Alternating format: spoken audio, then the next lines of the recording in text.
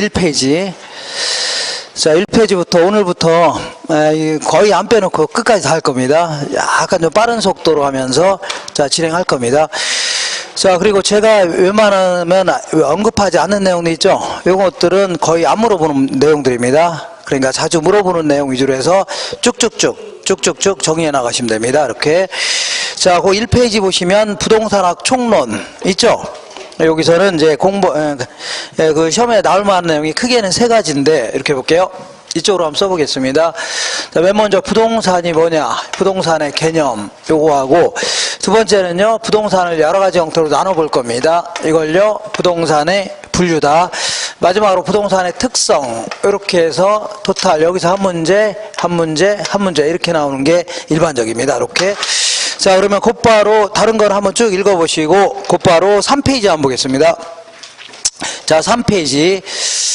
자, 강의 노트 3페이지에 보니까 부동산의 개념 및 분류 있어 없어요?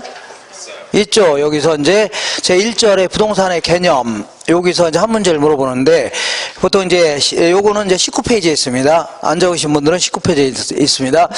자, 부동산이 뭐냐, 그런 얘기인데, 이 부동산의 개념을 내릴 때도 그냥 어떤 한쪽에서만 바라보는 게 아니라 다양한 각도 있죠. 이런 데서 바라보면서 이걸 종합하실 필요가 있다는 얘기입니다. 그러니까 일단은 부동산의 개념을 딱 정의할 때도, 자, 이 부동산의 개념을 정의할 때도 하나의 측면이 아니라 복합 개념으로 접근해 보는 겁니다. 이걸요, 복합 개념의 부동산이다. 개념을 다양한 각도에서 복합적으로 바라봤을 때의 개념이죠. 이걸요, 복합 개념의 부동산이다. 이렇게 얘기합니다. 자, 항상 복합적 접근하면 법경기 기억나셔야 됩니다. 뭐라고요? 법경기 기억나시면 됩니다. 그래서 맨 먼저 법률적 측면에서, 두 번째는요, 경제적 측면, 기술적 측면, 이렇게 해서 기술적, 경제적, 법률적 측면 이렇게 정의할 수 있는데, 자, 이 기술적 측면을 다른 말로 이제 물리적 개념 이렇게 얘기합니다. 그 다음에요, 법률적 측면에서는요, 법제도적 개념 이렇게도 얘기합니다. 자, 이때 이 기술적 측면은 주로 눈에 보이는 측면에서 개념을 내린다는 얘기죠. 그래서 요거를 유형적 개념이다 이렇게 얘기합니다. 그 다음에 경제적과 법률적 측면은 눈에 보이진 않습니다. 그렇기 때문에 무형적 개념이다 이렇게 얘기합니다. 그러니까 이 부동산의 개념을 내릴 때도 이 눈에 보이는 측면뿐만 아니라 보이지 않는 측면 있죠. 다양한 각도에서 부동산의 정의를 좀 내려보겠다 그런 얘기입니다. 자, 그래서 기술적 측면과 경제적 측면, 이 두 놈은 대가리만 기억하시면 됩니다. 뭐라고요? 대가리. 그래서 부동산 하나의 기술적 측면에서는 부동산 하나의 자연이다. 우리 토지 같은 경우는 인간의 힘이 가미되어 있지 않은 거죠. 그러니까 신이 인간에게 쓰라고 공짜로 준 거 아닙니까? 그러면서 지형, 지세, 지질, 지반, 온도, 습도를 포함하는 하나의 자연을 선물한 거죠. 그러니까 우리는 자연을 기초로 해서 이 생활을 하는 거 아닙니까? 그 하나의 자연이다 할 수 있네요. 토지 같은 경우에. 그 다음에 부동산 하나의 뭐 공간이다. 이렇게. 내가 일단의 토지를 갖고 있다면 단순히 지표면만 이용하는 건 아니죠. 지표 위에 있는 공간이라든가 아래에 있는 공간도 이용하는 거 아닙니까? 그 하나의 공간을 가지고 있다 이렇게 할 수도 있겠네요. 그 다음 세 번째는 부동산 하나의 위치이다. 자, 지하철역 앞에 아주 위치가 좋은 땅을 갖고 있으면 그 땅은 가치가 높겠죠. 그래서 하나의 특정 위치를 내가 갖고 있다 이렇게 할 수도 있겠네요. 자, 그러니까 다양한 각도에서 한번 바라보는 겁니다. 부동산 하나의 환경이다. 그거는 지역마다 지역적인 특색이 있다는 얘기죠. 그래서 어떤 지역에 가면은 모텔들이 굉장히 많다. 이런 거를 모텔촌 해주는 거 아닙니까? 그럼 모텔촌이란 지역적인 특색을 나타나게 하는 하나하나의 부동산이죠. 모텔들은 하나의 환경을 구성한다는 얘기입니다. 지역적인 특색을 나타내게 하는 하나의 환경이 될 수 있다는 얘기죠. 이렇게 하시면 됩니다. 자, 그 다음에 이제 경제적 측면에서는 부동산 하나의 자산이다. 아니면요, 자본이다. 이렇게 정의할 수 있는데, 자, 이거는 어떤 기업이 있다면, 기업은 이제 뭐냐면 생산의 주체를 기업해 줍니다. 우리 같은 소비의 주체를요, 가게 하듯이 기업은 이제 돈을 가지고 돈을 출자받아서 이제 생산 활동을 통해서 수익을 창출하는 거 아닙니까? 이때 우리 같은 사람이 기업한테 돈을 출자하는 거를요, 현금으로 출자하는 걸요, 현금 출자한다 줍니다. 어디라고요? 현금 출자한다. 근데 갖고 있는 토지를 갖다 출자할 수 있는 거죠. 그죠? 그러면 기업 입장에서는 하나의 사업 미천을 현금으로 받은 게 아니라 토지를 받은 거 아닙니까? 그러니까 하나의 자본이 될 수 있다. 자본이라는 개념은 사업 미천 측면을 강조할 때를 자본해 줍니다. 사업의 미천 측면을 강조할 때. 그 다음에 이 토지를 가지고 그냥 방치해 놓지 않고 생산활동에 써먹을 수 있는 거죠. 그러니까 이 토지를 수익 창출의 대상으로 삼을 때 이거를요 자산 이렇게 표현합니다. 뭐라고요? 자산. 그러니까 토지가 하나의 사업 미천인 자본이 될 수도 있고 때로는요 수익 창출에 활용되는 자산이 될 수 있다는 얘기죠. 이렇게. 그 다음에 부동산 하나의 생산 요소이다. 자, 우리 생산 요소는 아파트를 만들려면 뭐가 필요해요? 일단 땅도 필요하고 그 다음에 자재도 필요하고 인건비도 노동력도 필요하죠. 그러니까 하나의 아파트라는 생산물을 생산하기 위한 생산 요소가 될 수 있다는 얘기입니다. 그 다음에 부동산 하나의 뭐 소비재다. 소비재라는 것은 자, 우리 같은 사람이 최종 소비하고 있는 물건 있죠. 이걸 소비재 이렇게 얘기합니다. 근데 이제 이런 분필 같은 경우는 요거는 몇 번 쓰면 버려야 될 거 아닙니까? 아니면 없어지죠. 이걸 단용 소비재다. 짧게 소비하면 없어지는 걸요 단용 소비재 이렇게 얘기합니다. 근데 주택 같은 경우는 자, 몇 번 쓰고 버리는 건 아니죠. 그러니까 아주 오랫동안 쓸 수 있다는 얘기죠. 그래서 이걸 내구 소비재다 이렇게 표현합니다. 내구라는 표현 자체는 아주 단단해서 오랫동안 쓸 수 있다는 얘기죠. 이렇게 하나의 소비재가 될 수 있는 겁니다. 그 다음에 부동산 하나의 상품이다. 자, 상품이라는 것은 시장에서 거래되는 물건이 있죠. 요거를 상품해 줍니다. 시장에서 거래되는 물건을 뭐라고요? 상품이다. 그래서 요거는 이제 대가리만 기억하시면 돼요. 대가리만 앞자리 따서 이제 기억하시거나 이렇게 하면 됩니다. 다만 이제 공자가 있는데 공자는 이제 중국의 이제 3대 성인 아닙니까? 이렇게 공자가 이제 중국 사람 아닙니까? 중국의 성인이죠. 근데 중국의 화폐가 뭐예요? 중국의 화폐는 위안입니다. 그러니까 공자 위환, 공자 뭐라고요? 위환이다. 이렇게 기억하시고 그 다음에 저기 평촌 옆에 보면 삼본이라는 도시가 있습니다. 안양 옆에. 그래서 삼본에 갔더니 생소한 상품이 하나가 있다는 얘기죠. 3번에 갔더니 생소한 상품이 있다. 이렇게 하면요 경제적 개념이다. 이렇게 정리하시면 됩니다. 그 다음 이제 법률적 측면에서는 요거는 이제 얘는 대가리만 기하시면 돼요. 근데 얘는 이제 자세히 물어보기도 합니다. 이렇게. 먼저 법률적 측면에서는 협의의 부동산과 그 다음에 광의의 부동산 이렇게 구분하는데 자, 협의의 부동산은 요거는 우리 민법에서 얘기하는 부동산입니다. 민법. 자, 민법 99조 1항에 따르면 부동산이라는 것은 이런 거를 얘기한다면서 정의하고 있다는 얘기죠. 이렇게. 근데 이제 광의의 부동산은 항상 넓은 의미입니다. 그렇기 때문에 민법에서 얘기하는 부동산은 당연히 포함하는 겁니다. 그리고 여기다가 타 법에서 그러니까 민법이 아닌 다른 법에서 등기 등록을 요하는 것들 있죠. 요것도 이제 다 포함하겠다 그런 얘기입니다. 이걸 뭐라고요? 광의의 부동산에 줍니다. 자, 그러면 민법에 따르면 우리 99조 1항에 따르면 부동산이라는 것은 토지와 토지 위에 있는 정착물을 말한다. 이렇게 얘기합니다. 토지와 토지 위에 있는 뭘 얘기한다고요? 정착물. 자, 그러면 정착물이 뭐냐? 정착물이라는 것은 토지에 쫙 달라붙어서 쉽게 이동할 수 없는 거 있죠? 그러면서 계속해서 이용되고 있다고 인정이 돼야 됩니다. 이걸 뭐라고요? 정착물이다. 자, 그래서 대표적인 게 이제 건물입니다. 자, 우리 부동산학에서 건물은 우리가 이제 공부하고 있는 시설물처럼 지붕이라든가 기둥, 벽 등을 갖추고 있는 시설물 있죠? 이걸요, 건물 해줍니다. 뭐라고요? 건물. 자, 이 대표적인 이제 정착물 아닙니까? 쫙 달라붙어서 쉽게 이동할 수 없죠? 그래서 계속 이용하고 있는 거 아닙니까? 근데 이제 토지에 붙어 있는 것은 건물만 있는 건 아니겠죠? 그러니까 거기 프린터가 좀 제대로 안 나와서 그러는데 담장이라든가 이런 것들 아니면요 뭐 지하도라든가 이렇게 지하도라든가 아니면요 무슨 도로에 있는 포장이라든가 도로 포장 아니면 육교 아니면 터널 우물 이런 거 있죠? 담장, 축대 이런 게 전부 다 뭐라고요? 정착물이 될 수 있는 겁니다. 그리고 이거 외에도 나무들 집단 있죠? 이거 전부 다 토지에 쫙 달라붙어 있는 것들 아닙니까? 이런 다 뭐라고요? 정착물이다. 그러니까 우리 민법에 따르면 요 정도를 부동산이다 이렇게 표현합니다. 요 정도를 뭐라고요? 부동산이다. 그럼 여기다가 이제 살점을 조금씩 붙여 나가겠습니다. 살점. 이 정착물 중에서는 어떤 거는 토지하고는 독립된 부동산이 있는가 하면 토지의 일부에 불과하다는 얘기죠. 이게 두 가지 형태로 나눠집니다. 토지하고 독립된 부동산이라는 얘기는 토지하고는 별도로 따로 팔 수가 있다는 얘기입니다. 아시겠죠? 아니면요, 따로 담보 잡히고 돈도 빌릴 수 있다. 그런 얘기입니다. 그래서, 보시면, 이 건물 같은 경우에는 토지하고는 별개의 부동산인 독립된 부동산으로 간주합니다. 자, 무슨 얘기냐면 이런 얘기입니다. 여기가 뭐가 있냐면, 자, 토지하고 건물이 있는데, 둘 다 갑의 소유였습니다. 근데 이 부분만, 이 얘랑 별개라고 했죠? 그러니까 이 부분만 담보 잡히고 돈 빌릴 수도 있는 거고, 그 다음에 이 부분만 을한테 팔 수도 있다는 얘기죠? 이렇게. 왜냐하면 별개의 부동산이니까. 구분할 수 있죠?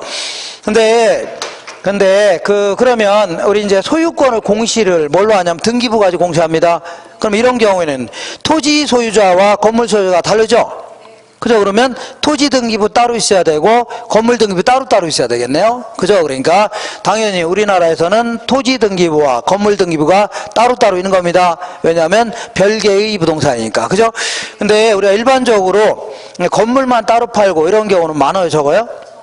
많지 않죠. 그냥 일반적으로는 통째로 거래된 게 일반적이죠. 그래서 이런 식으로 토지 건물이 별개의 부동산이면서도 마치 하나의 단위로 거래가 이루어질 때 있죠. 이걸 뭐라고요? 복합 부동산해 줍니다.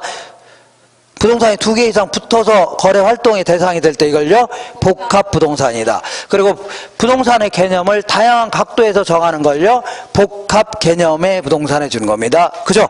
하나만 더 기억할게요. 어떤 건물이 있는데 아래층은 상가로 쓰고 위층은 주거용으로 쓰고 있다. 이런 걸요 복합 건물 해줍니다. 뭐라고요? 복합 건물. 이거는 용도가 두 개 이상이라는 얘기죠. 이걸요 복합 건물 해줍니다. 근데 너 건물은 독립성이 있는데 너 담장만 네가 사갈래? 아니면 도로 위에는 껍데기, 포장된 껍데기 이것만 네가 사갈래? 이러진 않겠죠? 그렇지 않아요? 그러니까 얘네들은 독립성 인정이 안 된다는 얘기죠. 얘는 토지에 달라붙는 순간 토지의 일부가 되는 겁니다.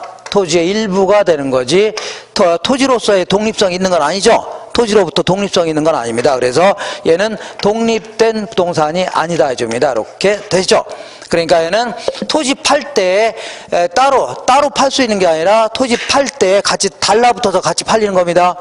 이거 되겠죠? 그러니까 얘만 별도로 팔 수 있어 없어요? 없다는 얘기입니다. 그러니까 독립성이 없다는 얘기죠. 이렇게 하시면 됩니다. 자, 다만 여기 보시면 이 나무들 혹은 나무들 집단들이 있는데 나무 하나가 될 수도 있습니다. 나무의 집단이 될 수도 있는데 요거를 어떻게 하냐면 갑의 소유의 땅인데 요거를 울타리를 딱 치면서 들어오지 마세요. 들어오면 새총으로 쏘겠습니다. 이렇게 할 수 있죠. 그러면 이것도 하나의 내 거라는 사실을 널리 알리는 거 아닙니까? 이거를 관습법상 민법이 아니라 뭐라고요? 관습법상 명인 방법으로 공시한다 이렇게 표현합니다. 무슨 방법이라고요? 명백히 인식할 수 있는 방법이 있죠. 이걸로 공시하는 거 아닙니까? 이때는 독립성이 인정이 됩니다. 독립된 부동산 간주한다. 그러니까 땅은 갑건데 나무고 나무대 집단들을 심어져 있는 상태에서 얘를 누구한테 팔 수 있다고요? 을한테 팔 수가 있다는 얘기죠. 왜냐하면 독립성 인정이 되기 때문에. 그렇지 않아요? 다만 얘는 이 나무들만 별도로 등기한 건 아닙니다. 그렇기 때문에 나무들만 별도로 담보 잡히고 돈 빌릴 수 있는 건 아닙니다. 별도로 담보 잡히고 돈 빌리려면 별도로 등기가 돼 있어야 되죠. 그죠? 그러니까 이거는 그냥 타인에게 처분만 가능하지 저당권 설정은 안 됩니다. 이렇게 하시면 됩니다. 여기까지 정리하시고 그 다음 이제 기타 부수적인 얘기를 쭉 살펴볼게요.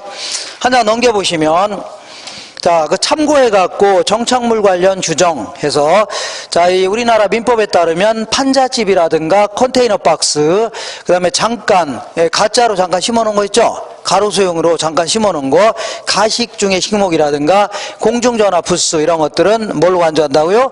동산으로 간주합니다. 기억할 수 있죠? 자, 그리고 이런 얘기를 해볼게요. 어떤 얘기냐면 이 건물에 우리 같은 이제 이런 건물에 붙어 있는 수많은 물건들이 있을 겁니다.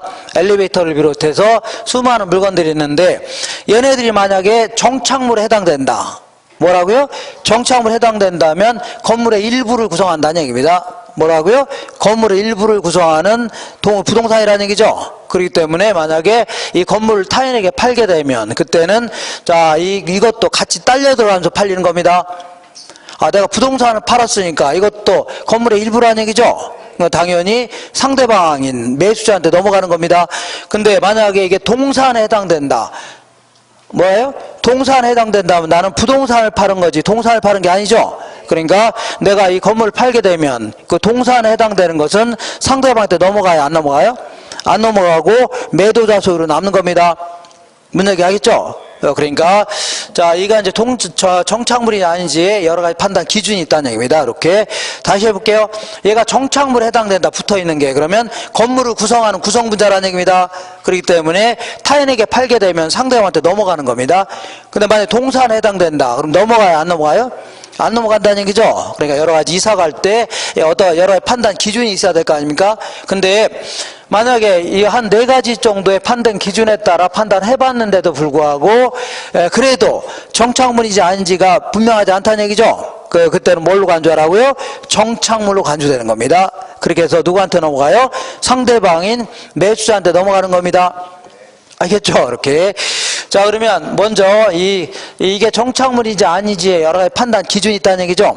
이건 이제 절대성 있는 건 아니고 여러 가지 이제 판단할 때 다툼이 있는 경우는 이런 식으로 한번 판단해 보겠다는 얘기입니다.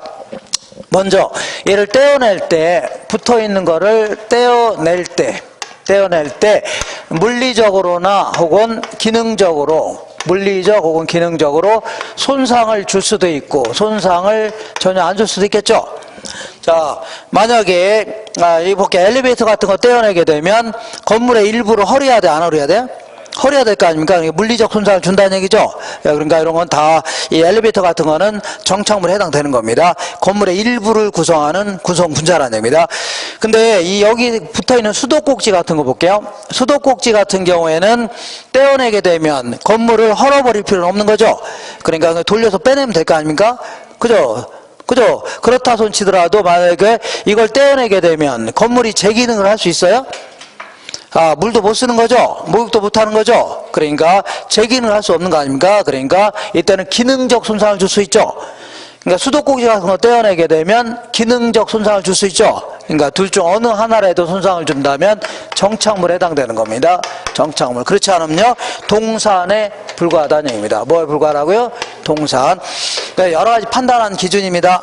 이번에는 두 번째는 이 설치한 게 용도에 맞게끔 특별히 구축 고안되어 있는가 하면 특별히 구축 고안되어 있는 건 아니라는 얘기죠. 그래서 용도에 맞게끔 특별히 구축 고안되어 있다면 그때는요 정착물이 될 수도 있는 거고 그렇지 않으면요 동산이라는 얘기입니다. 자, 그러니까 이런 식으로 판단해 볼 수 있고 이런 식으로 판단해 볼 수 있는 겁니다. 예컨대 교회에 설치되어 있는 의자 세트 있잖아요. 이런 것들이 설교 목적으로 용도에 맞게끔 특별히 구축 고안되어 있어 안 돼 있어요? 교환돼 있겠죠. 이런 것들은 정착물에 해당되는 겁니다. 그잖아요. 그래서 교회도 사고 파는 거 아시나요? 네, 교회도 이제 쉬는 시간에 교회 매매 사이트 이거 쳐보세요. 교회도 막 성도들 그 머리수대로 권리금 받고 사고 팔고 합니다. 그죠? 의심스러움 있다 쳐보세요. 아니면 절 매매 사이트 한번 쳐보세요. 절도 사찰도 막 사고 팔고 합니다. 근데 이런 자산은 원래는 총유 자산이다. 그래서 어떤 지분이라는 개념이 없는 겁니다. 전 성도들의 자산인데 이걸 목사님 혼자서 어느 날 팔아치우 이런 거면 그거는 뭐 바람직한 행동은 아닙니다. 그죠? 관행적으로 그렇게 할지 모르겠지만 어쨌거나 이렇게 만약에 교회를 팔았다. 그러면 거기 있는 의자 세트 같은 거 있죠? 요것도 다 다음 목사님 있죠? 그 사람한테 넘어가는 겁니다. 왜냐하면 정착물이니까 건물을 구성하는 구성분자이기 때문에 그렇습니다. 자, 세 번째는 이렇게 볼게요. 이 설치한 의도 자체가 임대 가치를 이렇게 증진할 목적으로 설치할 수도 있지만 임대 가치 증진 목적은 아니라는 얘기죠. 그러니까 임대가치의 증진 목적으로 설치했다. 그러면 정착물에 해당될 수가 있는 겁니다. 그렇지 않으면요 동산에 불과하다 그런 얘기입니다. 우리 자 여러 가지 이제 임대주택 있죠. 임대주택에 설치되어 있는 가스 스토브라든가 양문형 냉장고 아니면 여러 가지 무슨 여러 가지 에어컨 세트 같은 거 이런 거 있죠. 이런 게 만약에 임대료 많이 받으려고 칸칸마다 집어넣는 거 있죠? 요것들은 전부 다 건물을 구성하는 구성분자입니다. 그죠? 그렇기 때문에 얘는 정착물이에요. 그러니까 원룸을 통으로 누구한테 팔았으면 상대방한테 다 넘어가는 겁니다. 왜냐하면 다 건물을 구성하는 구성분자이기 때문에. 이해가 되겠나요? 근데 이럴 수도 있겠네요. 자, 겨울에 너무 추우니까 임대하는 직원들이 추울까봐 가스스토브 잠깐 갖다 놓을 수 있어 없어요? 있죠. 이거는 임대가치 증진 목적이라 보다는 일시적으로 너무 추워서 갖다 놓은 거 아닙니까? 이런 경우는 동산에 불과하다는 얘기입니다. 되겠죠? 그럼 마지막으로 이렇게 여러 가지에 해당되는 정착물에 해당된다 하더라도 이게 이제 마지막으로 누가 설치했냐에 따라 달라집니다. 누가 설치했냐. 그래서 임대인은 집 주인을 얘기합니다. 임대인이 설치했다면 이거는 정착물 맞습니다.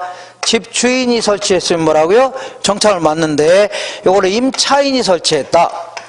임차인은 세입자를 얘기합니다. 임차인이 설치했다면 요거는 말은 정착물이지만 실제는요 동산에 불과한 겁니다. 뭐에 불과하라고요? 동산. 자, 그러니까 다들 안다 하더라도 그래도 마지막으로 한번 쭉 정리하는 겁니다. 이론을 정리하는 건 이게 마지막이에요. 마지막입니다. 그래서 7월 달부터는 계속 문제풀이에 들어가는 겁니다. 그러니까 마지막으로 저거 다 아는데 이걸 뭐 또 하고 있냐 이렇게 하지 마시고 같이 이제 연습하는 겁니다. 복습한다 생각하셔야지. 저거 뭐 그냥 대충 읽지 뭐 이렇게 쓰고 있냐 이렇게 하지 마세요. 이렇게 저도 쓰는 거 힘듭니다. 자, 그래서 예를 들어서 자, 점포를 임차한 임차인이 진열대 같은 거 설치할 수 있어 없어요? 있죠. 이거는 임대차 기간이 끝나면 다 걷어가요? 안 걷어가요? 걷어가잖아요. 그리고 주택을 임차한 자가 창틀에 블라인드 같은 거 설치할 수 있죠. 이것도 임대차이 끝나면 다 집어갈 거 아닙니까? 그러니까 얘는 동산에 부과하다는 얘기입니다. 그죠? 다만 이렇게 할 수도 있겠네요. 자, 이 점포에 설치된 진열대를 임대차 기간이 끝나면 그냥 놔두기로 하는 조건, 그냥 남겨놓기로 하는 조건으로 계약할 수도 있겠죠.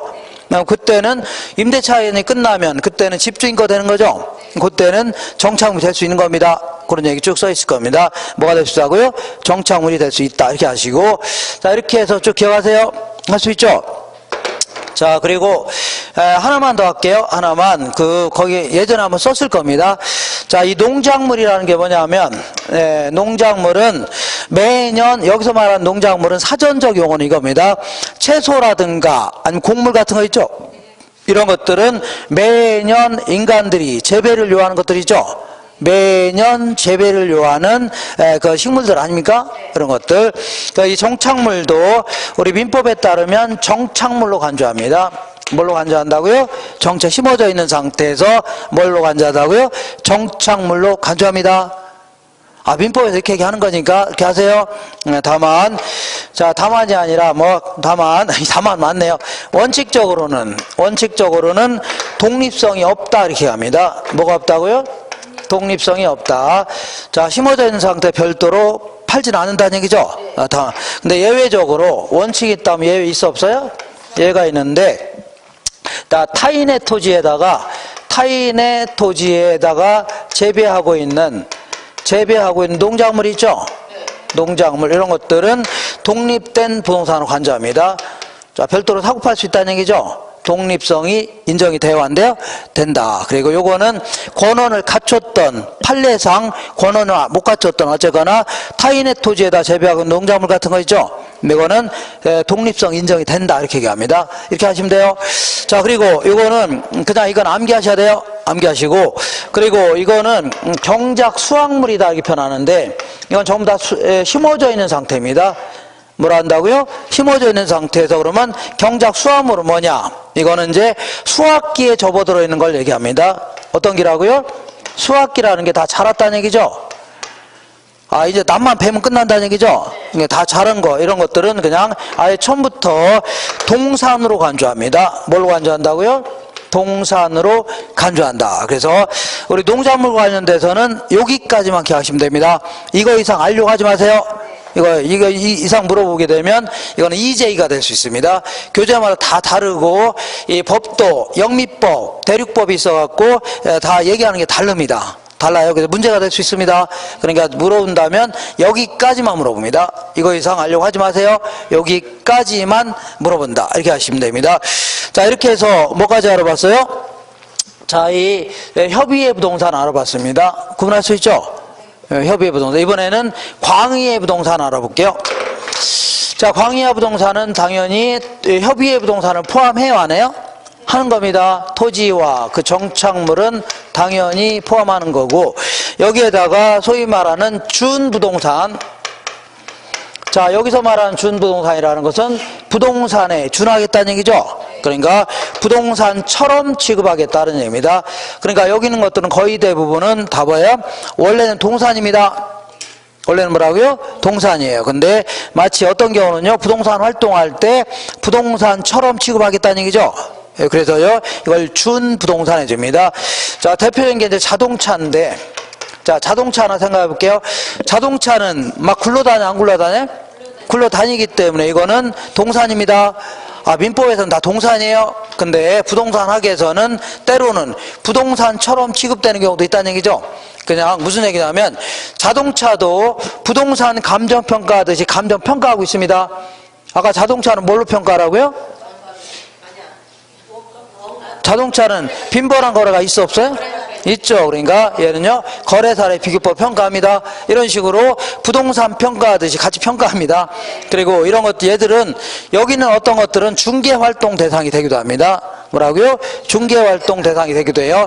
자, 그리고 때로는요, 얘네들은 내가 이제 이런 얘기 해볼게요. 아, 내가 이제 그 전당포에 가서 자, 그 시계를 담보 잡히고 돈 빌리려고 합니다. 그러면 전당포 사장이 시계를 풀러서 가져오라고 합니다. 그래서 걔들이 거기다가 질권을 설정합니다. 뭐를? 질권. 그래서 내가 그 돈을 갚기 전까지는 돌려 못 받습니다.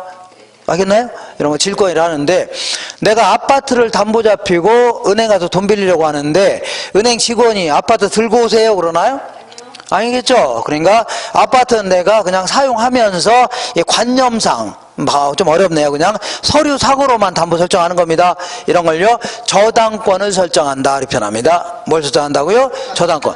근데 내가 돈이 급해서 지금 다른 데 돈 마련할 데가 없는데 전봇대 자동차 담보대출 해준답니다. 그래서 전화했더니 그 사채업자가 그러는 겁니다. 자동차 우리한테 들고 올 필요 없대요. 그냥 자동차 네가 끌고 다녀도 상관없고 그 대신 서류상으로만 담보 설정해서 돈을 빌려주겠답니다. 그럼 이것도 저당권 설정하는 겁니다. 그러니까 여기 있는 것들은 전부 다 부동산 저당권 설정하듯이 전부 다 뭐라고요? 저당권 설정 대상이 됩니다. 이거는 전부 다 다른 법에 따라서 등기 등록을 요하는 것들입니다. 민법이 아니라 뭐라고요? 다른 법에 따라서. 그러니까 우리 자동차 같은 경우는 자동차 구입하게 되면 자동차 관리법 있죠? 여기에 따라서 등록해야 됩니다. 뭘 해야 된다고요? 등록. 이렇게. 그래서 요거는 이제 이런 걸 답을 하고요, 준부동산에 줍니다. 그러니까 마치 어떤 경우는 부동산처럼 취급하는 거 아닙니까? 요거 이제 눈도장만 찍으시면 됩니다. 자, 먼저 육해공군 특수부대 갖고 자동차는 굴러다니는 거죠? 물에 떠다니는 게 뭐가 있어요? 선박이 있네요. 이거는 20톤 넘어가는 것들은 등기를 해야 됩니다. 그 다음에 하늘에 날아다니는 게 뭐가 있어요? 항공기가 있네요. 이렇게. 그 다음에 비행기 해도 되는데 항공기라는 형체입니다. 그리고 이 항공기는 사람이 탑승 조정해야 되지 뭐 리모컨으로 막 하는 거 있죠? 그건 안 됩니다. 그런 것들은 그건 저당권 설정이 안 돼요. 그죠? 이렇게 사람이 올라타서 이게 움직이는 이 날아다니는 것들 있죠? 이걸 얘기합니다. 자, 그 다음에 뭐가 있냐면 육해공군 특수부대가 뭐가 있어요? 건설 기계가 있네요. 옛날에는 중장비 이렇게 표현했는데 지금은요, 건설 기계 해갖고 이제 포크레인이라든가 아니 불도저 같은 거 있죠? 이런 걸 얘기합니다. 그 다음에 이제 어업권이라고 해서 자, 공유수면, 공유라는 게 공공이 소유하고 있다는 얘기죠. 그래서 강이라든가 바다라든가 이런 것들은 전부 다 공공이 소유하는 수면들입니다. 이런 것들은 공유수면 내에서 일정 부분을 남들이 못 들어오게 하면서 배타적으로 어업을 양식업할 수 있는 권리 있죠. 이걸요, 어업권 해줍니다. 이렇게 이거 다 등록해야 됩니다. 그 다음에 광업권이라고 해서 광물을 채굴할 수 있는 권리, 이걸 뭐라고요? 광업권 전부 다 등록해야 돼요. 그 다음에 공장을 구성하고 있는 여러 가지 형태가 있는 것들, 없는 것들 다 포함해서 싸잡아서 등기 칠 수가 있는 겁니다. 그러니까 공장을 구성하고 있는 형태가 있는 것들이 뭐가 있어요? 토지라든가 건물, 자동차, 건설 기계 같은 거 있죠? 그 다음에 형태가 없는 특허권이라든가 영업권 있죠? 이런 거를 통째로 이게 등기하게 되면 나중에 경매로 들어가더라도 이걸 통째로 우선해서 구입할 수 있는 사람 있죠? 이 사람한테 우선해서 매각하려고 하는 겁니다. 가장 큰 목적이 이걸요, 공장재단해 줍니다. 그 다음 뭐라고요? 광업재단. 이런 것도 전부 다 개별법이 있습니다. 그 다음에 우리 나무들 혹은 나무들의 집단을 한번 정리해 볼게요. 얘들은 나무하고 나무의 집단은 정착물은 맞죠? 네. 정착물 부동산은 부동산입니다. 다만 독립성이 있어 없어요? 없습니다. 근데 이제 명인 방법으로 만약에 공시한다면 그때는 뭐가 될 수 있다고요? 독립성 인정이 됩니다. 다만 이거는 뭐는요? 저당권 설정은 안 돼요. 이건 안 된다고요? 저당권 설정은 안 된다. 다만 우리나라에서는 임목에 관한 법률에 따라서 이렇게 요거는 나무 하나도 되지만 얘는 나무의 집단만 됩니다. 나무 집단 있죠? 이렇게 해서 요거를 임목에 관한 법률에 따라 등기하죠. 이렇게 등기하게 되면 얘는 별개의 부동산을 취급합니다. 이렇게. 그러니까 갑이 땅을 갖고 있고 얘들만 을한테 팔 수 있다는 얘기죠. 그죠? 별개의 부동산이니까. 그리고 얘네들은 등기까지 했어 안 했어요? 등까지 했죠. 그러니까 얘들 심어져 있는 상태에서 나무들만 별도로 담보 잡히고 돈도 빌릴 수 있는 겁니다. 그래. 왜냐하면 별도로 등기했기 때문에. 그래서 이거를요, 임목이라는 표현을 씁니다. 임목에 관한 등기, 법률에 따라 등기하게 되면요, 임목이라는 표현이 씁니다. 원칙적으로. 이렇게 해서 얘들은 뭐 앞자리 따서 암기하고 그런 거 아니에요. 그냥 이제 눈조장 쭉 찍으시면 돼요. 되겠죠? 이렇게 해서 여기부터 여기까지 한 방에 쭉 정리하셔야 돼요. 되겠나요? 자, 그러면 문제를 몇 문제만 좀 풀어볼게요. 우리 문제집 가져오셨죠? 네. 29페이지. 자, 꼭 들고 다니셔야 됩니다. 29페이지.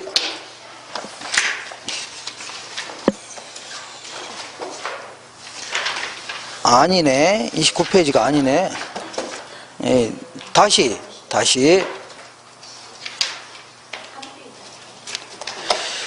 자, 5페이지 한번 보겠습니다. 5페이지 찾으셨나요? 네. 1번 볼게요.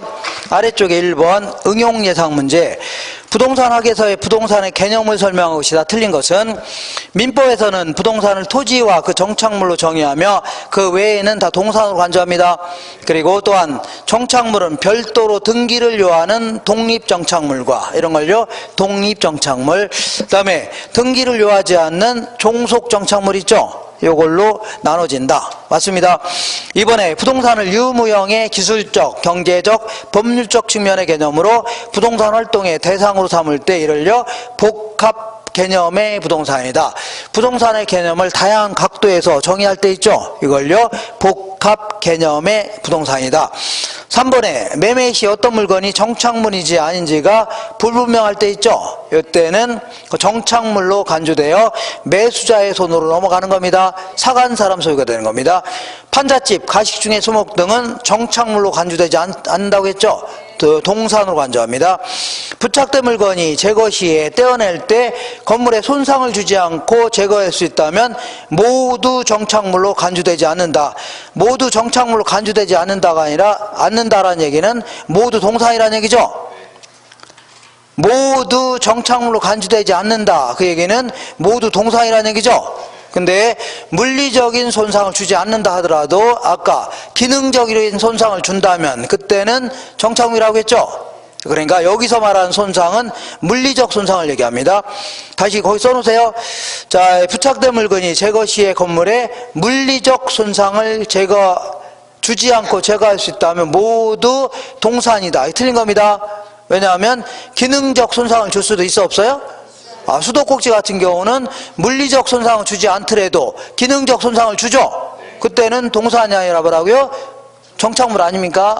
그러니까 그 얘기하는 겁니다. 그러니까 말을 쫙 꽈서 그래요. 꽈서 그렇습니다. 약간 좀 헷갈리게 물어봤네요. 한 장 넘겨보겠습니다. 2번 볼게요. 2번. 다음 부동산의 개념과 관련이 있는 내용을 설명한 것이다. 옳은 것은 임차인의 정착물은 정착물로 간주되는 것이 원칙이 아니라 동산으로 간주됩니다. 정착물 지으시고 뭐라고요? 동산으로 간주한다. 그 다음에 민법상 부동산이란 토지와 정착물 그리고 준부동산을 말한다. 준부동산은 지으셔야 됩니다. 지으시고 토지와 그 정착물을 말한다 해줘야 됩니다. 세 번째, 자동차, 선박, 항공기, 공장재단, 건설기계 등은 협의의 부동산에 속하는 게 아니라 광의의 부동산에 속한다 해줘야 돼요. 넓은 의미의 부동산. 4번에 법률적 개념의 부동산은 자산, 생산요소, 상품, 소비재, 자본으로서의 부동산을 말한다. 요거는 법률적 개념이 아니라 경제적 개념을 얘기합니다. 경제적 개념의 부동산은 다 틀렸고 5번 볼게요. 정착물은 사회 경제적인 면에서 토지에 부착되어 계속적으로 이용되고 있다고 인정되는 물건이죠. 요거는 맞는 표현입니다. 자, 3번 볼게요. 부동산의 개념에 관한 설명 중 가장 적절하지 않은 것은 부동산은 등기함으로써 공시효과를 갖는다는 얘기죠. 원칙이 등기하는 게 원칙입니다. 이번에 공장재단, 광업재단은요 부동산에 준하여 지급된다. 맞죠? 그래 준부동산 해줍니다. 임차인의 정착물은 부동산으로 간주되는 것이 원칙이 아니라 동산으로 간주되는 게 원칙이다. 부동산이 아니라 뭐라고요? 동산으로 간주하는 게 원칙이다. 3번 틀렸네요. 민법상 부동산은 토지 및 그 정착물로 정의된다. 자, 이건 맞죠? 그 다음에 5번에 부동산에 관한 권리는 거래의 대상이 될 수 있다. 맞습니다. 부동산에 관한 권리는 예를 들어 취득에 관한 권리인 분양권이라든가 입주권 같은 거 있죠. 요것도 때로 거래하기도 합니다. 그 다음에 이용에 관한 권리인 뭐 전세권이라든가 지상권 같은 거 있죠. 요것도 막 거래하고 합니다. 그러니까 각종 부동산에 관한 권리도 그래서 자, 첫 번째 테마인 부동산의 개념을 여기서부터 이렇게 한 방에 이렇게 정리하셔야 돼요. 쭉 정리할 수 있죠? 잠깐만 쉬었다가 부동산의 분류 알아볼 겁니다. 두 번째 테마.